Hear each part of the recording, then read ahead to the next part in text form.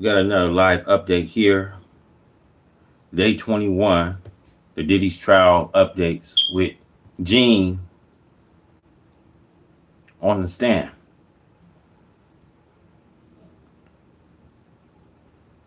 So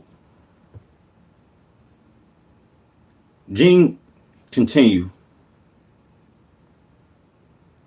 the freak off after FBI raid. So it says the alleged Diddy continue freak off after FBI raid. It says Sean Diddy Combs face mountain pressure as his federal sex trafficking trial intensifies. A witness identified only as Gene testified that the music icon Sean Diddy Combs has cohorted her into freak-offs, sex parties with higher male escorts, even at the FBI agent raid his home in Miami and Los Angeles in March 2024.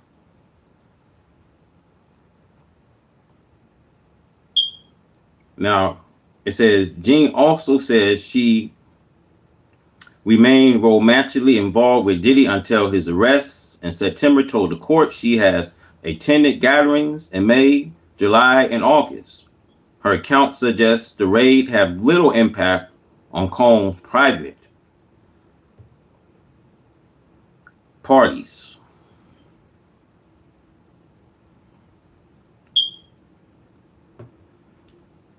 So it says,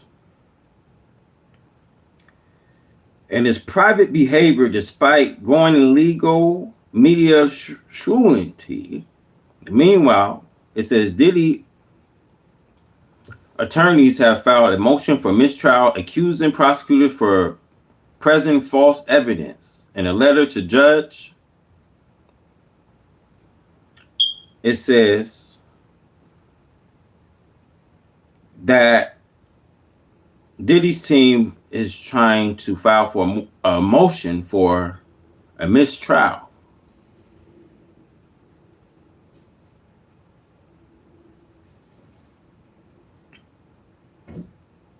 So it says, as judge have not ruled on the mistrial motion, but is expected to decide today, June 10th, as testimony unfolds, the trial represent.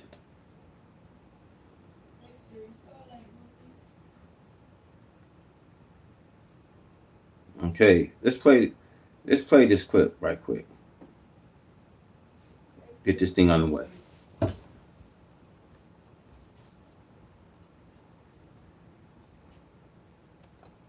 there was already drama. I told Sean, introduce her to P. Prosecution says, who is P? Jane says, Paul, one of the entertainers. Then I message Sean, I'm not a porn star. These experiences are desensitizing sex for me. Prosecution says, and this message from October 16, 2023, part of the same argument, please read it. Jane says, I don't. So it says, Combs' defense, the split ex-girlfriend as willing sex partner, trial takeaway, and her fourth day on the stand. The woman who dated Sean Combs until his arrest recalled fun times in a relationship, as well as jealousy and unwanted escorts.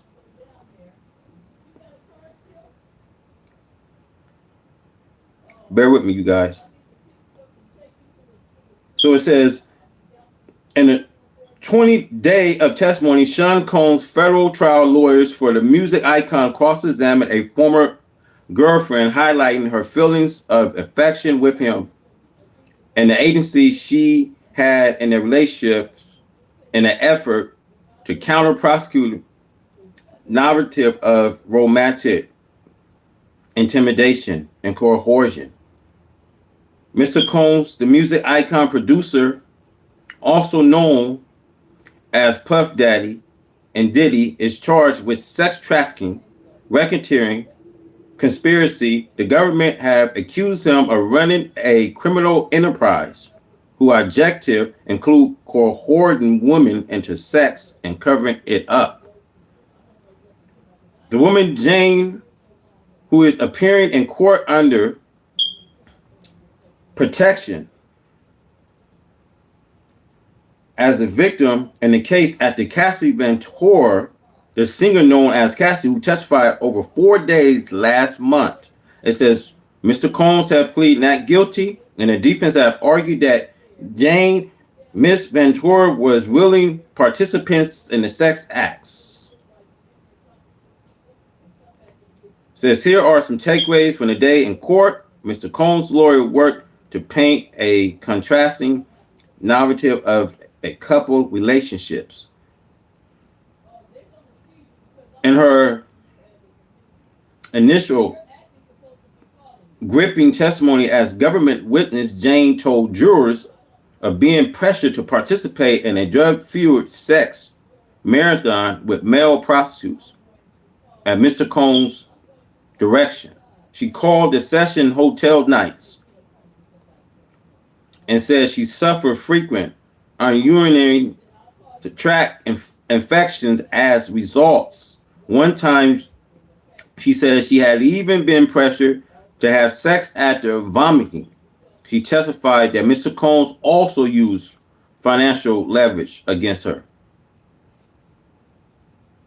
A lawyer for Mr. Combs focused on the positive side of the couple relationships, and Jane acknowledged cherishing their time coloring, watching Dateline on television. She bathed Mr. Combs and comforted him with foot rub. He was my baby, Jane said. Now, Jane said she was eager to please Mr. Combs, felt their hotel night satisfied him, and accept that he filmed the encounters.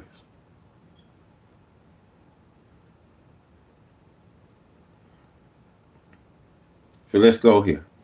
I don't want to be used for sex in those rooms. I felt more pressure than the others, just like there was an imbalance. I had to work just to get the basics in our relationship. Jane said, meanwhile, he gave love and romance freely to others, so I knew he was capable, just not with me. Then I wrote, it's been 3 years of me having to sleep with strangers. He replied, we're breaking up. Prosecution says, were you trying to end the relationship? Jane then says, no, I told him I need a spiritual break, and she began to cry. Prosecution says, what did you write after that? Jane says, I said, sex is sacred to me. Jane then says, I wrote, you always push me to do more and more. I told him I need time to myself.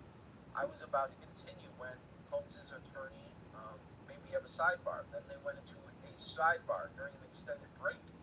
Holmes was standing and speaking with his attorney. Then the sidebar ended. As Jane returns to the witness stand, she passes by Holmes's table where he discreetly hands a note to his lawyer. Prosecution then says, what did Sean say to you? Jane says, he said, I want to spend the day with you.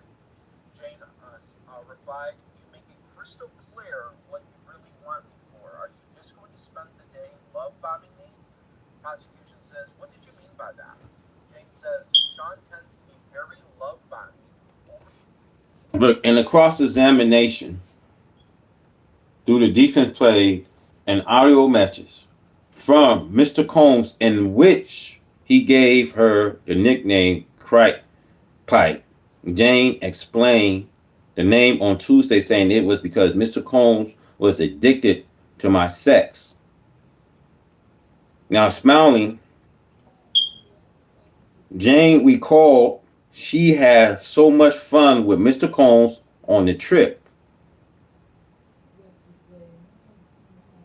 and asked whether at each of the 3 stops on that trip, the entertainer, Jane, and Mr. Combs' term for hire escorts was present. Unfortunately, yes, Jane says. So it says the defense focused on the time when Jane herself reached out to male pornography actors to involve them in a sex night.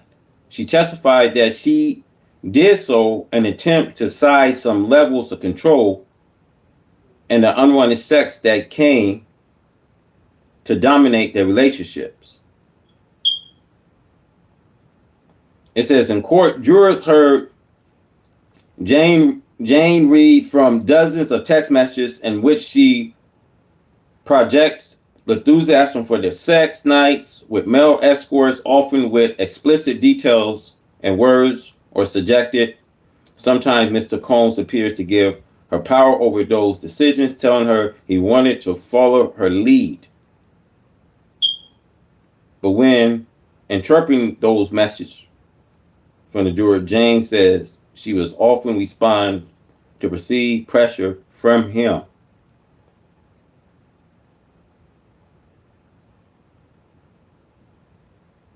So it says, Jane said that when she and Combs was with an escort named Paul, they would jokingly call themselves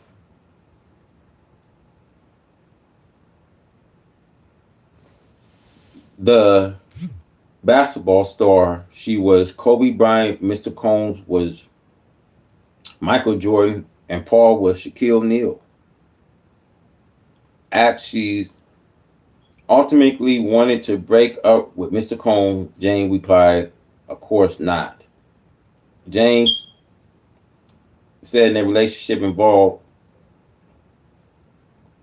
she had acknowledged angry of jealousy over the time reward that Mr. Combs gave to other women in his life. So it says right here, for most of the testimony, it says Jane has spoken in a clear, even tone of voice, but on Tuesday she seemed to grow testy with questions about her jealousy, seeing Mr. Combs showering attentions on another woman.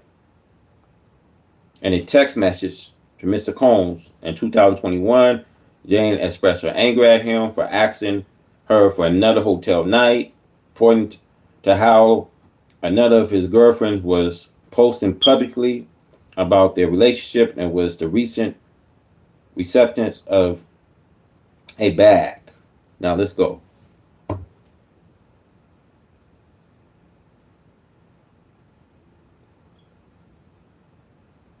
Really affectionate to manipulate or win me over. Jane then says, I told him, I'm not just an animal people can use for sex. He replied, you're crazy. Prosecution says, how often did he call you crazy? Jane says, often. I also said, you want me to perform for you so you can jet off with Gina. I'm drained. He replied, I'll leave you alone. Prosecution, in the next message, does he use your real name? Jane says, yes. Prosecution says, and does he say, that's my house too? Jane says, he does. He wrote, I'm coming over. You gotta let me in or not. Is your baby there? Are you gonna let me into our house? He kept repeating it. Jane then says, Sean messaged me saying, I'm so stressed, I'm horny, shake my head. Jane then says, he also said his knees weren't doing well. I told him I was talking to my mom and she mentioned that taking bone supplements is important. The prosecution says, and after that. What y'all feel about Jane, man? You think that she liked it to freak offs? You think she liked to be urinated on? And what you think about this wild freak off, man? What y'all think about this trial so far? Do y'all think he's guilty? Do y'all think he's going to get acquitted? Do y'all think that the freak off was consensual? Do y'all think that these victims was cohorted? What y'all think about this so far? Let's play this clip. He says Jane could eat a Sonic 3-foot long hot dog without using her hands or taking a bite. It says Diddy's guilty. Well, man, from the way that the government got all these victims from the way that they got a case, y'all. They got a case, and I was hearing, man, because I haven't been covering Diddy trial for probably 3 or 4 days now, but I've been hearing now that Diddy had a stare down with the juries, man, that they was threatening to move him out the courtroom, man, and his families was furious, man, whether he would be moved out the courtroom or not. So yeah, man, it's just a lot of things going on in this trial, man. You know what I mean? That's one thing you can not do, man, that they ain't gonna let you do. You staring at the juries, man. So it's not from the way I'm looking at it now. It's not probably gonna look good for Diddy at the end of the day. Yeah. Let's roll this clip, you guys. We got a lot to cover today, man. Thank you guys for your comments, man. But yeah, man, it's not really looking good, man. It's not really looking good, man. Pat, did you see Sean? Jane says, yes, we had a sobriety party planned at the hotel. Before that, I went to a concert and stayed near his security team. Later, I went with one of his security guards, Jonathan, to get supplies for the night at the hotel. Jane says, Sean was already at the hotel waiting and calling me, yelling, saying, B, why the F is it taking so long? When I got there, his assistant looked at me and says, you don't deserve to be called a B. Prosecution says, and what happened at the hotel? Jane says, I didn't want to take the drugs. Prosecution says, who was the first entertainer that showed up? Jane says, Rico came first, then Paul, then Anton. Prosecution says, and then? Jane says, I threw up. Jane says, Sean told me it was good that I vomited. He said, I feel better afterward. After that, I had sex with Anton. I felt awful about it. Prosecution says, who sent this message? Jane says, I did. I texted, baby, I love you. Can you leave something for me at the hotel? Prosecution says, did he reply? Jane says, no. Jane says, I needed furniture for my place. I messaged him saying, you weren't too busy to make sure Chelsea was taken care of easy. Prosecution says, play the voice note. It was Combs' voice recording plays. I don't know where Chelsea is. I'm not with any women. Leave me alone. I'm single. Prosecution says, what frustrations were you feeling? Jane says, that no one was listening to how I felt about those hotel nights. Prosecution says, did you mention the other women by name? Jane says, yes. Well, that was misplaced anger. I also asked, what does the house have to do with what I'm saying? Jane wrote, I'm not Gina or Kathy. Prosecution says, were you wanting Sean to might speak out about your relationship? Combs' defense team objected. The judge sustained. Prosecution says, Now, Jane says that from the start of the relationship, Mr. Combs was upfront about seeing other women, describing himself. So it says, even while testifying against him, Jane retained strong ties with Mr. Combs. He is paying her lawyers and her $10,000 a month rent in Los Angeles, but she says she has never interfered with the legal representations. So it said Jane says that at one point she researched the word crock, which is short for crock old. She's defined it as referring to a man who watched his female partner having sex with another man. Other context, excuse me. It is sometimes used as masculating, she says.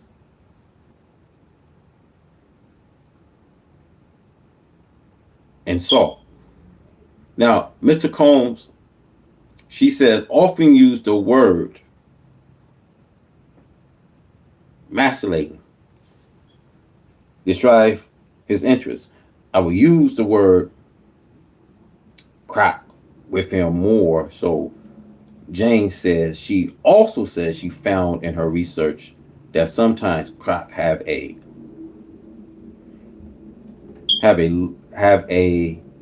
shame to experience what this might mean, she says. Now, Jane continued So Jane continued to cross-examine, expected to continue for at least another day or so.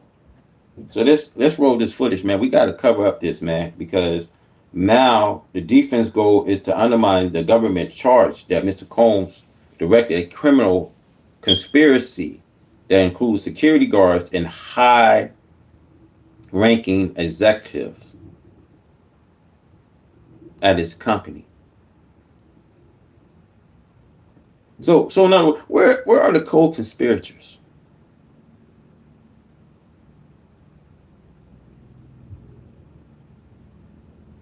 Where are the people that was along with these freak offs? Where are the co-conspirators?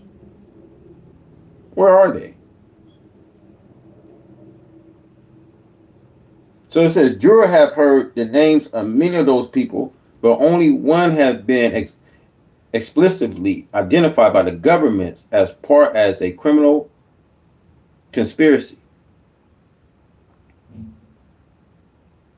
Now let's roll this clip because where are these the remainder of these witnesses? Where are the conspirators? Please read on. Did you mention your child? Jane says, yes. I said, you got me messed up. Jane says, I told him just to fulfill what he promised about the 2 years of in the home, then not to contact me. Prosecution says, how did you respond? Jane said, it's super clear now. I replied that he kept me anxious the whole time, and now I'm sick, so to leave me alone. Prosecution says, does the next message mention a past relationship he had? Jane says, yes. Then he says, I was told you were crazy. He told me you took it too far, maybe. Now, where are the co-conspirators, man?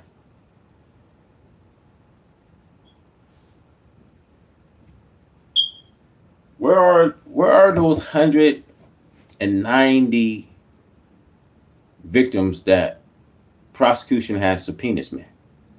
You know, it's like they throwing away witnesses because they already got a strong conviction. You know, my whole take in the Diddy trial, y'all, that there was cold conspiracy. There was a lot of people that was at the freak off parties, at the freak off sessions. Why they're not using it, I don't know why. But why are they, what I mean, accusing this man running a whole enterprise here, man? When you're in elite, man, when you're elite,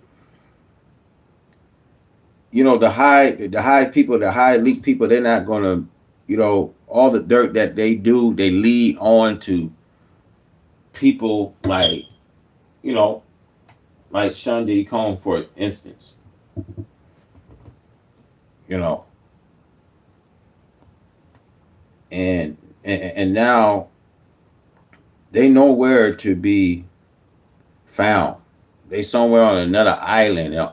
They already in another country, man. You don't see them. In other words, so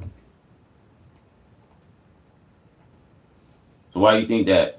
Why Diddy was successful running his enterprise 20 something 30 years? He was successful running his enterprise. But like, yeah, you don't see the big boss, man. You don't see the big elite people. Some and you know what I mean. It's something to say, y'all. That in other words, man, I'm trying to say that you're not going to see the elite people. They'll put people like Diddy and other black celebrities in charge. But like I said, y'all, once you start seeing all of the co-conspirators, all the people, all those witnesses that they had in subpoenas, they're not bringing them in this trial. I don't. To be honest with you guys, I think the government. I think they really want to wrap this up in 6 weeks. You know what I mean? No longer than 8 weeks. They want to go with this trial. You know, just think all those people that were subpoenaed,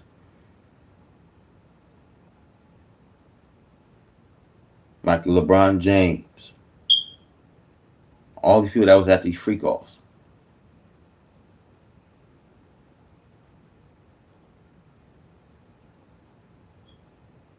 But when they got you, they got you. One man is being accused of running the whole enterprise. Let's go, man. Girl, you'll see. He was threatening me about the rent, saying we don't have to do anything we don't want to. Jane says, I wrote, you're mad at me about some grown man. Prosecution says, hold on. Are you talking about your previous relationship there? Jane says, yes. I wrote, you wasted my time in that toxic relationship.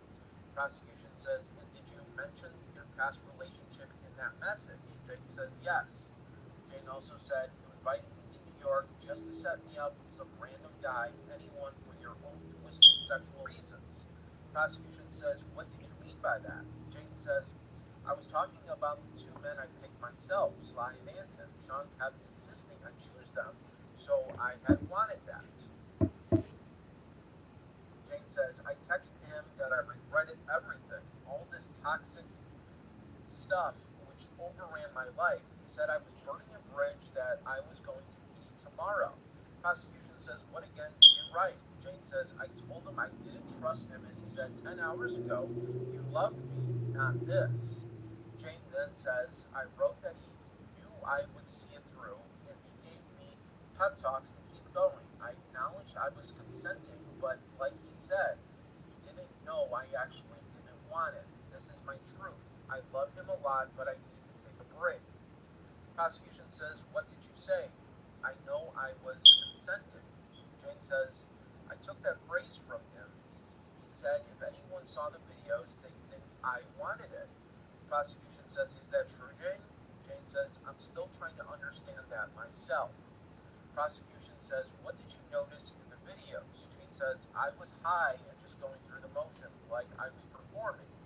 Prosecution says, please read the exhibit. Jane then says, it's from my notes app. I wrote, I'm having PTSD from these nights. Prosecution says, why did you write it in your notes? Jane says, to express and process my feelings. Prosecution then says, did you see Sean that day?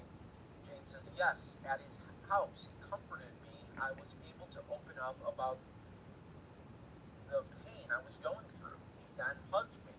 Prosecution says, what are these? Jane says, photos I took of us in his master bathroom. At that moment, I felt he truly understood me. Jane says he had a Halloween video shoot, and that was a good time. But as his birthday got closer, I started feeling anxious. Jane says he usually wanted to party intensely. Surprisingly, he ended up spending his birthday with his family.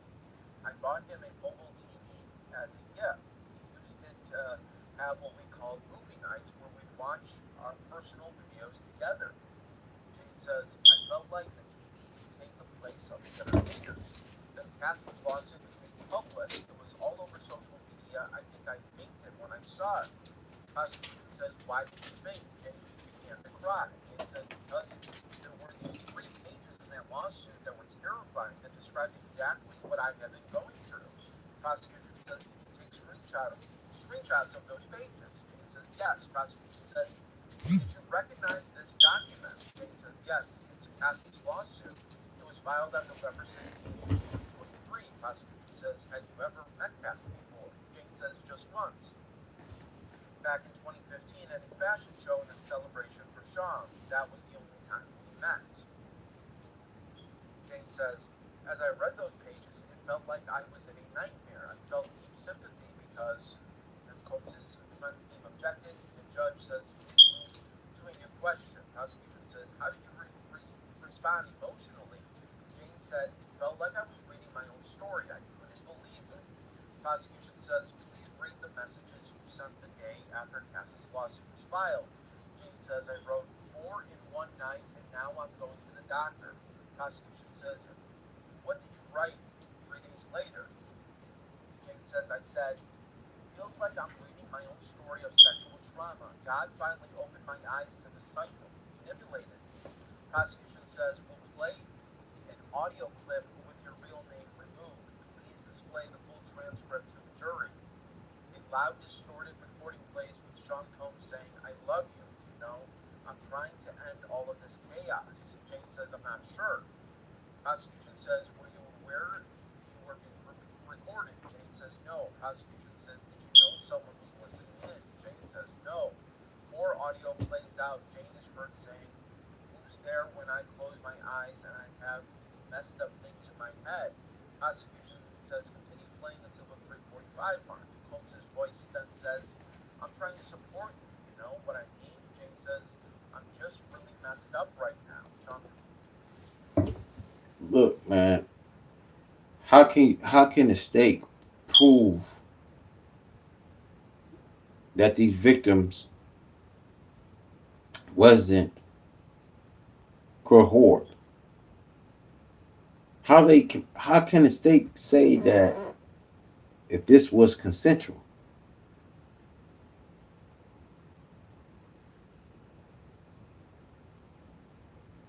Because the victims can say, well, we was allegedly drugged. I was feeling rules. Here's the thing. How can you like a freak off session when drugs and stuff is included? Alcohol. You know, um, when you see a freak off session, you probably think that it's someone just getting a little freaky with each other. It's nothing. This, you're not thinking you're going to be passed around. You're not thinking someone's going to come and urinate in you, and you got to go through 8 to 12 freak off sessions. See, when you at a freak off party, you're not thinking all that. But I guess the victim's feeling where these freak offs is it been cohort. I feel I've been cohorted into these freak off sessions. Let's go. Holmes says, are you recording me? Prosecution says, Jane, did you record him? Jane says, absolutely not. John Holmes' voice then says, what you did isn't right. You know what I'm saying? I can't talk on this phone. I don't know what's going on. I need your support. You got me that video thing. Prosecution says, what did he mean by video thing? Jane says, the mobile TV that I bought for him. Prosecution then says, Your Honor, this might be a good time to pause so they go on a break. Then, after the break, Jane says that they were in a break, but they still talked occasionally, communicated on and off. Prosecution says, did you reach out to Mr. Combs after seeing something upsetting online? Jane says, yes, on December 7th, 2023, I texted him after a post on Instagram triggered me. Prosecution says, what did you say? Jane says, I wrote, I'm crying. It's so close to some nights I felt forced. Please stop using women for your fetish. Leave women alone who don't want to do these nights with you. Hire prostitutes and stop emotionally harming women that love you. Prosecution says, how did Mr. Combs react to your message? Jane says, he replied, you're trying to set me up. This is crazy. Effing crazy. Are you recording our phone calls? Prosecution says, and how did you respond? Jane says, I said, no, stop calling me. Jane then says, you will never understand because you're so deep in your own lives. I set up the men for myself because I didn't want to be set up with any more strangers. It was a more protective instinct for myself. Prosecution says, Jane, can you read the message you sent in December of 2023? Jane says, I wrote, I became the side chick and sex worker in my own relationship. I called the whole situation traumatizing. Prosecution says, in those same Look, the victims feel traumatized, and see, a freak off session is not a freak off what people was thinking. I guess they was probably thinking that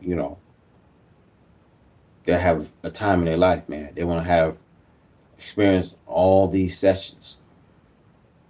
This thing. If you had a freak off party, if you in Hollywood and you are amongst icons, magicians, people high ranking, you're not at just a freak off party. You had a freak off fest.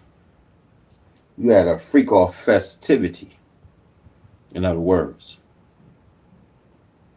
but they pass you around, and you don't know what. People doing the Najee trial, and people find out what these freak offs is. I mean, you go into a freak off session, you're gonna feel like, yeah, this is, this is a time in my life. But once you find out there's all these male workers, sex workers, and you know what I mean, and once things get out of the way, man, y'all start seeing the whole picture here, man. So were these victims cohorted? Was this, consensual? Only time can tell. Let's go. December messages. What did Mr. Combs ask you? Jane says he asked if I was seeing anyone, then mentioned meeting up in the new year. Jane says he also asked about his Christmas present. Prosecution says, how did you respond? Jane says, I told him I'd be spending the holidays providing for my child. I mentioned how the last couple of years had been unproductive, picking up by his hotel nights. Prosecution says, what did you write on December 27th, 2023? Jane says, I told him he was never satisfied. I wrote, he couldn't ever handle this pain. I'm not even the same person anymore. Prosecution says, how did he respond? Jane says he asked how he could move forward and if I was free in the new year. Prosecution then asked, did Mr. Combs reach out to you after that? Jane says, yes, he texted me, stop with the rooms, accusing me of setting him up. He was referring to the hotel nights. Prosecution says, and how did you respond? Jane says, I made it clear I had no plans to sue him. Prosecution says, Ms. Jane, what did you write to Ms. Combs on December 7th? Jane says, I wrote, you're done with me. I hate my life and I just want to die. Then I says, you will break me. Prosecution says, and how did he respond? Jane says, all he said was breathe, goodbye. Prosecution says, can you describe what that time felt like for you? Jane says, as she's crying, it was evil, dark. I was drowning in it. I actually thought about ending it all. Everything just felt like it was collapsing around me and everything that happened. Prosecution says, did you ever tell anyone about those hotel nights? Jane says, no, I never told anyone. It was my shameful, dark secret. Prosecution says, did you speak to Mr. Combs about it? Jane says, yes. He was the only one I ever vented to. I felt manipulated, violated, but I kept it all inside. Prosecution says, Jane, what happened when you tried to speak your truth about what you experienced? Jane says, whenever I spoke up, Sean would twist my words. He'd say things like, it wasn't this or it wasn't that. It made me question myself, and eventually I just went silent. Prosecution says, during your interactions with him, did he ever respond to your feelings in a way that involved money? Jane says, yes. During a FaceTime call, he kept saying things like, charge me for your resentment and I need I need you to get over this. Jane says he was basically offering money to fix the pain I was feeling. Prosecution says he mentioned discussing compensation with Sean. But all these victims seem like they was paid, y'all. Because now it seems like it's gonna probably play out well. They won't wonder where all this coming from. Like, because if you was sexually cohorted into sex acts, these activities, why haven't you spoken of or made a call to call the police? See, the thing of it is where it plays in court or not. If it plays in the juror's hand, where they can just probably think that, oh, everybody agreed that it was consensual, people was paid off. I think the court can probably see that these people was paid off, and that they can agree that they didn't really was able to tell, what actually went on in these freak offs, man. I mean, it looked like there was paid wide of money to not say too much, you know. Um, so just got to see how everything's going to play out here in this trial, man. To me, it can, what I mean, it could be shaky, y'all. What I mean, you look one day, you look the prosecution scored, then you look one day, the defense scored. So it's like an up and down battle right now. How did he respond? Jane says, after I outlined terms for hundreds of 2000s. He called me an opportunist, a liar, and a con artist. Jane says, then he threatened to show my sex tape to my child's father. Prosecution says, on December 28th, 2023, you sent a text to Christina Quorum about Sean. What did you say? Jane says, I told her that Diddy threatened to expose my sex tapes to my child's father. Jane wrote, he said that he would expose me and send them to my child's father. He had been bothering me for 2 months. Prosecution says, and what did Christina say after you told her about these threats? Jane said she agreed to hide the phones that had the tapes. Prosecution then says, Jane then says she also told me and Sean to give me space. She said, I always tell him to just give these things space, otherwise we end up in a situation like we're in now, referring to Cassie's lawsuit. Jane says, I was commenting about the girlfriend of another rapper. I said she is so beautiful. Prosecution says, was a rapper an old friend of yours? Jane says, yes. I was flown to Las Vegas for a birthday party and we went to a strip club. I recognized Anton. Prosecution says, besides that occasion, had you ever seen Anton outside of the hotel nights? Jane says, no. Prosecution says, was your relationship with him purely friends? Jane says, yes. During that hotel stay, he was with another woman. The rapper and his girlfriend were present. There was some flirting. Prosecution says, how were your finances in January of 2024? Jane says, better. I decided to start an OnlyFans. Prosecution says, what kind of content do you create? Jane says, lingerie, swimwear, implied nudity. Prosecution says, what did you mean by implied nudity? Jane says, like when you hand cover parts of your body. I wanted to be independent. I was also getting child support and some money from Bear, a client. I advertised his brand on my social media. He offered me money actually. He just sent it to me. Prosecution says, how much? Jane says, 9,000. He said, if you want to post it for my brand, do a deal. Prosecution says, did Sean message you about a dream where you were on the Concorde? Jane says, yes. Prosecution says, why did you respond to him? Jane says, because I missed him a lot. Jane says, he then asked what I wanted to do for my birthday, and I told him I was traumatized by past birthdays and what they led to. Prosecution says, what did Sean write? Jane says, he said, if you change your mind, I miss you. Say happy, love. Prosecution says, what did you reply? Jane says, I said I was just being mature and didn't think I was ready to see him. Prosecution says, and did you see him for your birthday in February of 2024? Jane says, yes. Prosecution says, how was it in Miami? Jane says, Sean had candles lit. Jane says, my heart was beating super fast. I think his was too. We were even wearing the same color, which felt nice. Prosecution says, what happened at dinner? Jane says, there was balloons and a 5-course meal. Prosecution says, what happened next after using ecstasy? Jane says, Sean asked me, do you want to see Don? Prosecution says, how did you respond? Jane says, I was high, so I said, okay. Don and I had sex at the One Star. Then we rested for a few days and flew to LA. After that, we were back together. Prosecution says, in 2024, where did you visit Sean? Jane says, Miami in May, July, and August. Also at my place in LA a few times. Prosecution says, did you two go out during those visits in Miami and LA? Jane says, no, not really. Things were falling apart. A lot was going wrong in his life. Jane says the media was chasing him because of Cassie's lawsuit.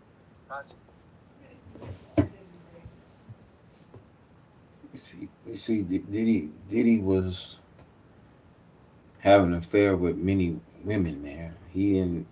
He see. In other words, y'all, Diddy don't know how. In other words, he don't know how to treat women, man.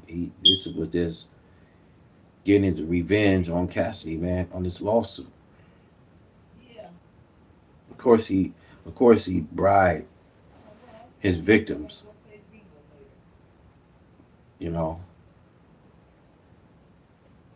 and if see the thing is the court can believe, if they can believe beyond a reasonable doubt that these victims, that this was consensual, that what I mean, they liked it to freak off, because from the way I'm hearing this cross examination with Gene, that She liked what she did. She was a good friend of Diddy's, in other words. So when court hears stuff like this, they will take things matter and look at not we gotta look at that they like it up, you know what I mean, they like it up to this point, going to these parties, because you gotta understand, you know what I mean, they can say Diddy ran an enterprise all they want, they can say that, but how many people you have so many cold conspirators at these parties, at these freak offs.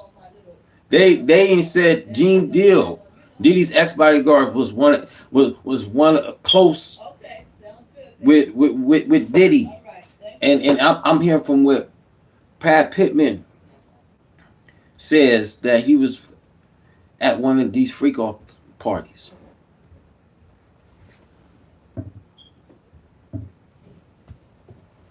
You know, where all his friends that was at these freak off parties? Where everybody at, man? But see, at the end of the day, man, you know what I mean? When people say ain't no party like a Diddy's party, ain't no party like a Diddy's party. Everybody was at these Diddy's parties, man. That's the thing I'm saying, man. And when they can feel that these people was had a willing to participate themselves in these sexual acts, that's see that's when the jury looks and hear the cross exam. It seems like, man, it just seems like a defense can, you know, when I say the trial is going up and down, man, it seems like defense can win, you know what I mean, at this trial, because it from the cross examination hearing, you have all these victims coming forward. All up into 20 years, they said Diddy ran the enterprise. You know, the thing is, what was a witness at 20 years ago? If they making a claim and trying to make a claim on Diddy, where was a witness at 20 years ago? See, they was paid. They agreed. You know, so can this case can Diddy be found acquitted? Like, can he get found not guilty?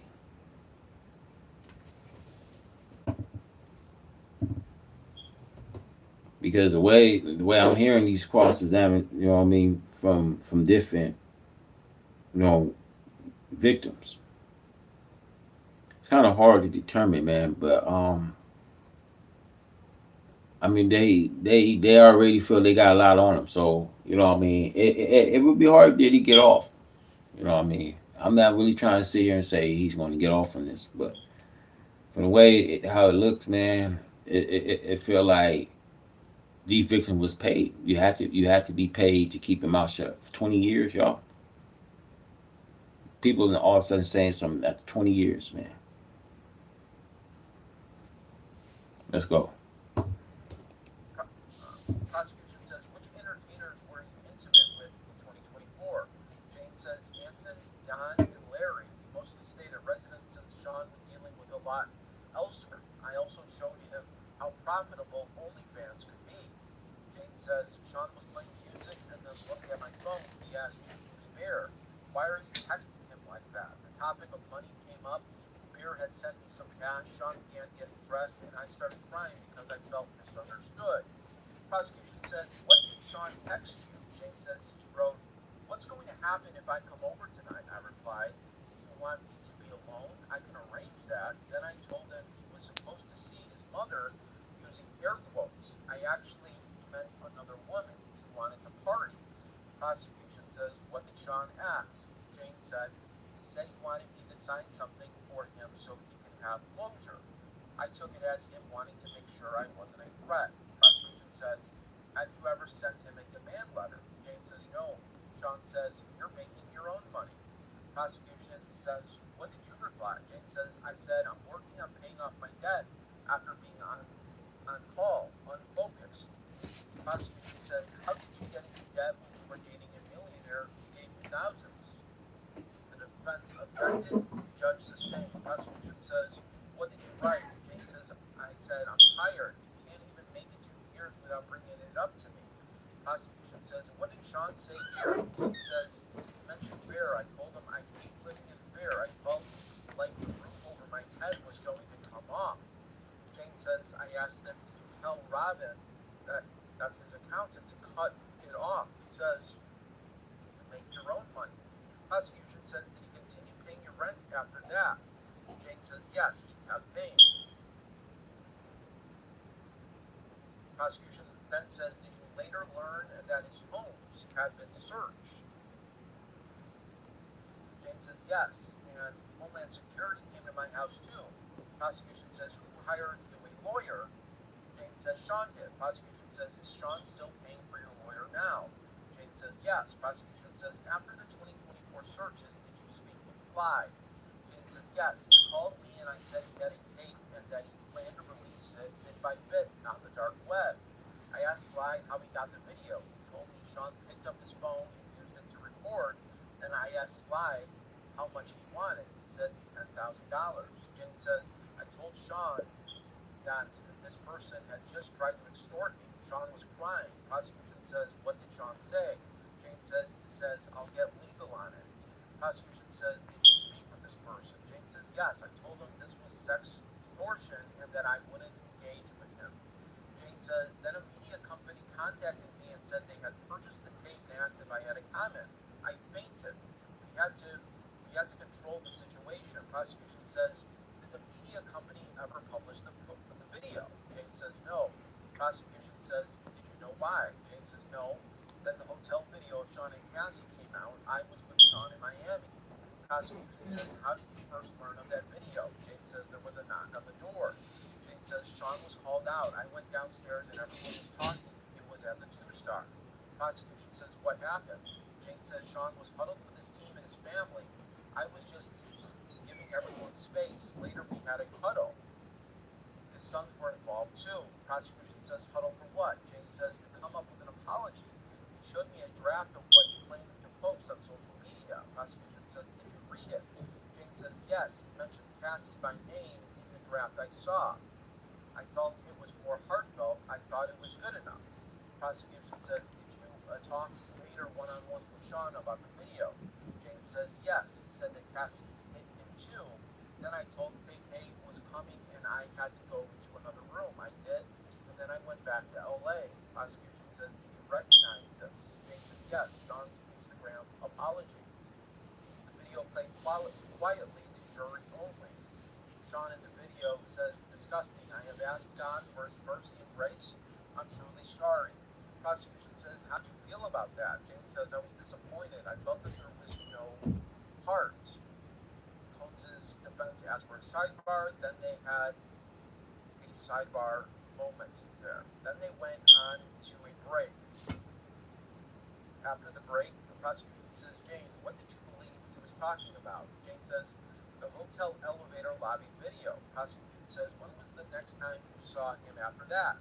Jane says, June 18, 2024, at his home in Los Angeles. Prosecution says, what was the occasion? Jane says, a date night at the house. Jonathan came over to help me with the setup. Prosecution says, what did Jonathan do? Jane says, he placed candles around the house, added red lights, and made the space feel cozy. Prosecution says, was there a plan to have an entertainer that night? Prosecution then says, did the two of you have an argument? Jane says, yes, we had some champagne and tequila. I brought up who he was with during his family trip to Utah. Prosecution says, what did you say to Sean? Jane says, I called him a pedophile. He was at least 25 years older than her. Jane says, I said, if a girl can't even buy her own drinks, why are you interested in her? I believe she was under 21. Prosecution says, but she was over 18. Jane says, yes. Then I shoved his head marble. Prosecution says, what happened next? Jane says, I started throwing candles and glass. I was furious. Jane says, he was probably yelling and calling me crazy. I tried to lock myself into the master bedroom. Prosecution says, did Sean touch you? Jane says, not at that point. I locked the bedroom door, but he kicked it down. Then he kicked down the bathroom door too, tore off the hinges. Jane then says, he forced his way into my closet. I tried to escape. He kicked me and put me into a chokehold. I couldn't breathe. I fled out the front door and ended up with by a wall about 6 blocks away. Prosecution says, how long did you stay hidden there? Jane says 2 hours. Then I returned and saw Sean again. Prosecution says, what did you see when you turned the corner? Jane says, I saw Sean standing on the street. I was scared, but I stayed quiet and just kept walking. I didn't want to wake the neighbors. Prosecution says, what did you do once you got back inside? Jane says, I went into the guest bedroom and locked the door. Prosecution says, did you leave him alone? Jane says, no, we kicked the door in. I started throwing more candles to get him to stay away from me. Prosecution says, what happened after that? Jane says, I ran out to the patio. He followed me. Prosecution says, then what? Jane says, I punched him, and then he punched me. Prosecution says, where did you hit him? Jane says, in the temple. I didn't see any injuries afterward on him. Prosecution says, where did he hit you? Jane says, twice in the forehead and around my eye. Prosecution says, what did you do after he hit you? Jane says, I ran into the backyard and dropped to the ground. I curled into a ball and tried to protect my head. Prosecution says, what did he do next? Jane says, he started punching my head, then he hit me. Jane then says, he kept yelling all things and just kept hitting me. Prosecution says, do you remember anything he said? Jane says, he said, I was trying to take him away from his kids and his family. Prosecution says, what was your response? Jane says, I told him I wasn't. I begged him to leave me alone. Prosecution says, what did he do then? Jane says, he grabbed me by my arm and my hair and started dragging me back towards the house. Prosecution says, after the assault, what happened next? Jane says, we went back to the master bedroom. I used Sean's phone to call the girl I thought he was with during his family trip. Prosecution says, what did you ask her? Jane says, I asked if she had been on the trip. Prosecution says, how did she respond? Jane says, she started insulting me. The call was on speakerphone. Prosecution then says, what was Sean doing while this happened? Jane says, he was holding me down and making me listen to her insults. Prosecution says, did you say anything during the call? Jane says, yes. I yelled out that Sean was beating me. Prosecution then said, what did he do? Jane says, he immediately hung up the Look, after 20 years, man, people coming forward, man. People being paid, people being on trips, and I guess the abuse of these victims had never stopped. But man, where you have to experience domestic violence,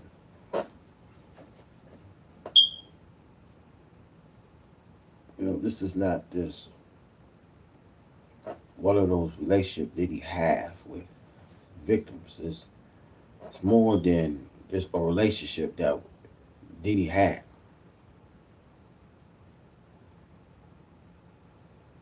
I just think somehow the state probably would end up proving that these victims was badly cohorted in sexual crimes, acts,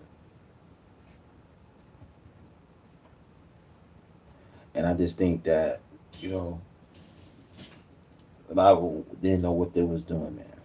They didn't know that these freak off parties would be like this. But like I said, you in an elite freak off party. You in a whole festivity.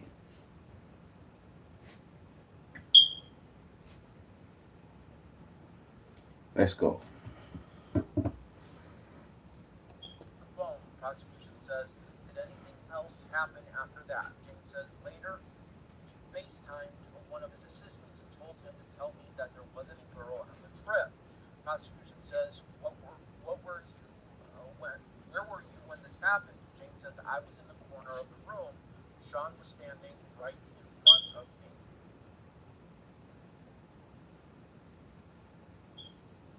Prosecution says, what did you do after that? Jane says, I went to take a shower just to cool off. I needed a moment to myself. Prosecution says, did you notice anything while in the bathroom? Jane says, yes. When I looked in the mirror, I saw two large welts on my forehead, like the size of golf balls, and a black eye was starting to form. Prosecution says, was Sean in the bathroom with you? Jane says, yes. He came to the shower, but he still had his clothes on. Jane says, he stood outside the water. Prosecution says, did says, I told him I hated him. Prosecution says, how did he react? Jane says, he slapped me across the face 3 times. The last one knocked me off balance and I fell to the floor. Prosecution says, what happened next? Jane says, he started using my phone. I could see the screen mirrored on the TV. He was watching porn and texting the entertainer we had used before, asking if he could come over. Prosecution says, then what happened next? Jane says, I was completely drained. I just sat there and Sean told me to put some ice on my face and to get dressed. Prosecution says, dressed in what? Jane says, he wanted me to wear lingerie and high heels. Jane says, then he asked me about some mutual friends. I told him I didn't know how they were. Prosecution says, why didn't you tell him the truth? Jane says, we had been on a break, so I didn't think I owed him an explanation. Then Anson arrived. Jane says, I hid my injuries by styling my hair a certain way and covering the bruises with makeup, just like Sean told me to. I greeted Anton politely and tried to keep things normal, asking how the day was. But Sean kept giving me an intimidating look. Jane then says, then he told me. Now both of these victims was covered with makeup, man. Just as Cassie was covering her bruises, scars. Now she's saying the same thing. Look, I'm telling y'all, man, they painted a bad picture on your boy. You know, and these are the same people probably be saying, bad, bad, bad boy. You make me feel so good. No Diddy though. But I mean, you can't make this stuff up, fam. Like, man, you had Diddy ran the enterprise for 20 years. And nobody, those 20 years coming for it because it was paid 20 years.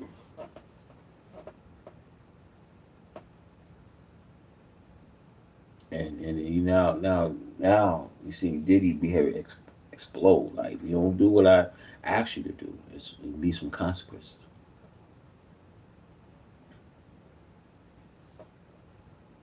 And it seems like every story you hear so far, the Cassie, what I mean, testimony. Now, Gene testimony is the same.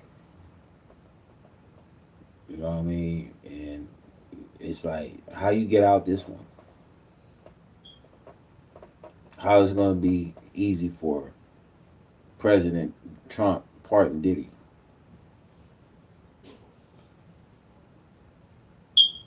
Because he got to serve 2 years before he'd be eligible for a pardon.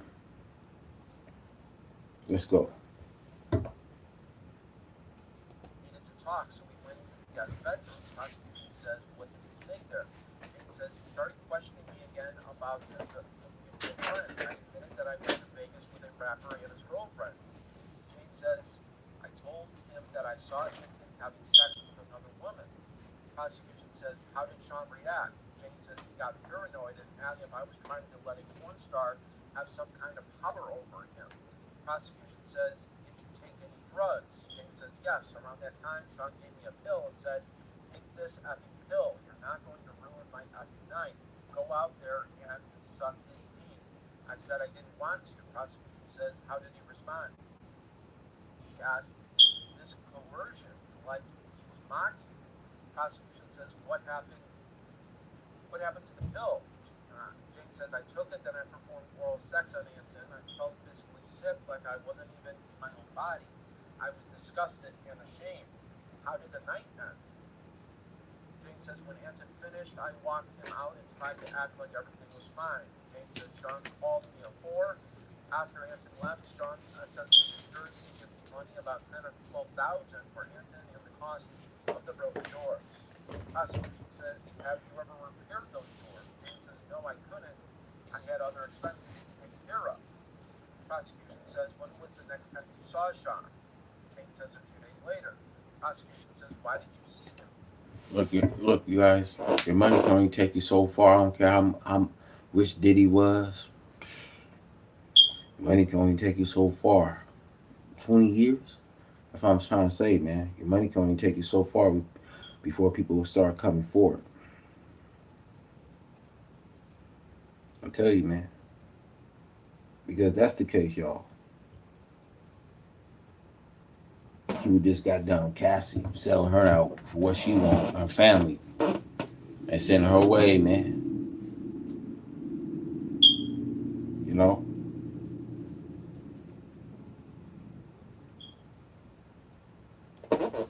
you know. I mean, Diddy, man. I don't care how people look at it, man.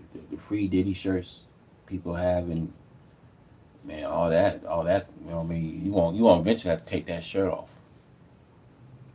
That free Diddy, all those people that's walking around with the free Diddy shirts. I hate to say it, man. Eventually, they're gonna all have to take those shirts off, man. Because your man ain't doing too good, man. You know, I hate to say it, man. He's not doing too good, man. And that not this case we looking at, but man, when you see that they are trying to tie him in the '96 connection to Tupac death, the family's already coming out. Remember Jay-Z former lawyer team, you know, Alex Sparrow is going to represent the Shakur family, and like I said, y'all, man, it's not gonna look good, man. This is not gonna look good for Diddy, man. You know, all the people that got those free Diddy shirts that's sitting outside Manhattan, all of them sitting outside that building with the Diddy shirt, free Diddy, no Diddy, y'all, no Diddy, but free Diddy, man. People looking like fools. They getting paid too. Wear the Diddy shirt. $20 an hour. You getting paid wearing a Diddy shirt through this whole trial. Because they want to make it. They want to make it like he would be giving some kind of hope getting out. But to me, the way I'm looking at this, you know what I mean. Everybody testimony is this. The Cassidy testimony, the today, I believe yesterday testimony, you know, the Gene testimony, you know, the testimony with, you know, Kid Cudi.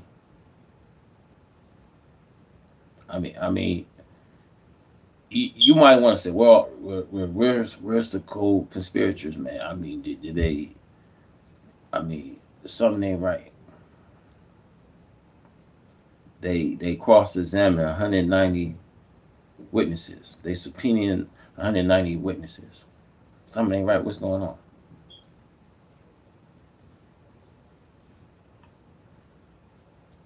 Who's all at these freak off sessions?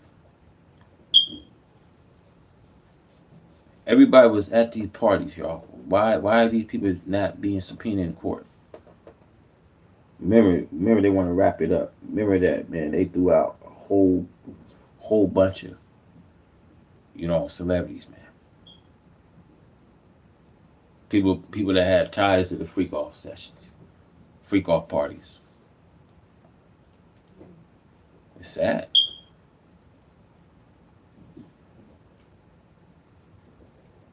It's sad how they, you know what I mean, blemish black culture. Let's go, man. Again, James says, I missed him. Prosecution says, did you take any precautions when sending the money? James says, yes. I took a photo of the Uber's license plate just in case something went wrong with the transfer. Prosecution says, did you follow up with your door repairs? James says, yes. I emailed the door supplier about replacing all four doors. Prosecution says, back to your meeting with Sean. James says, they were trying to enjoy a relaxed Sunday, but the atmosphere was tense. Prosecution says, did you and Sean speak with Jonathan? Jane says Sean FaceTimed Jonathan and asked him what he remembered from that night.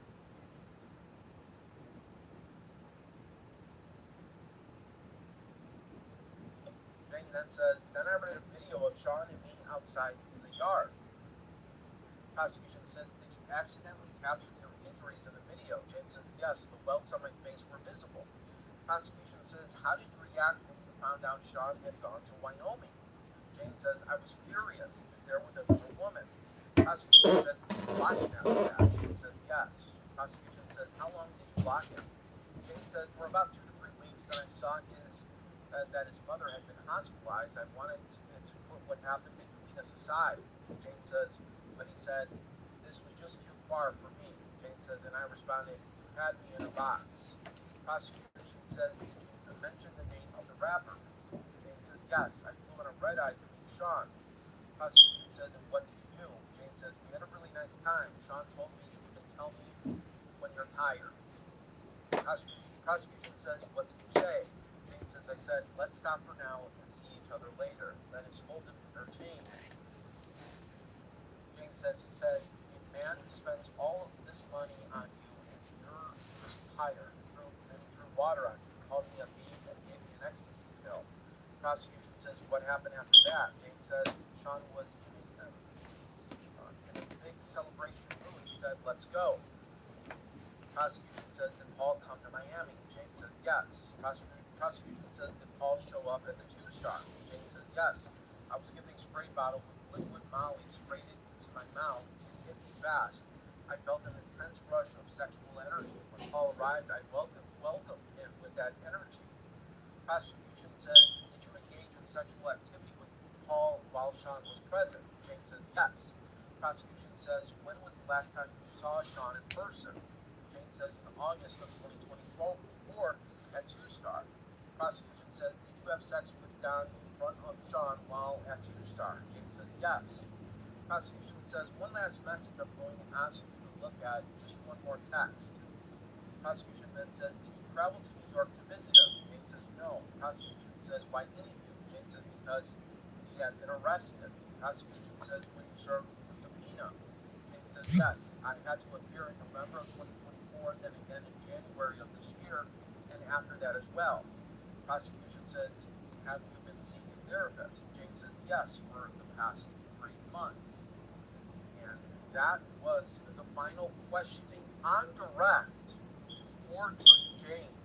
Now we're going to give you some of the details here of this cross-examination of Jane right now. Again, we are worldwide for you here on Live Now from Fox. The cross-examination did begin. Jane came in, then summoned to the jury. All right, so the defense saying, you're testifying against Mr. Combs, is that correct? Jane says, am I testifying against him? The defense says, how many times were you prepped for cross in this trial? Jane says, about 2 or 3 times. The defense says, did they bring in other prosecutors to practice crossing you? Jane says, yes. The defense says, Jane, you were granted immunity at the grand jury, correct? Jane says, yes. The defense says, you expressed regret over some choices you made with Mr. Combs, didn't you? Jane says, if you have that statement, I'd be happy to review it with you. The defense says, you chose to stay in that lifestyle with Mr. Combs for years and didn't want to end the relationship, correct? Jane says, yes, I didn't want to. The defense says, you were also involved with other men during that time. Jane says, I resented the emotional control he had over me. I was drawn. Look, she was in the darkness, man, and she was controlled by someone that's in power. Imagine you have to do things that you never will done. Some of these people, when you are at the freak off session, some of these people are required to have like maybe 4 to 8 sessions, maybe 8 to 12 sessions with different, male sex workers. So, and especially doing things that is very unheard of that they wasn't expecting. So you guys, like I said, you guys, for more content, please stay subscribed to this channel. Follow me at Kafani Howard 1826. We out.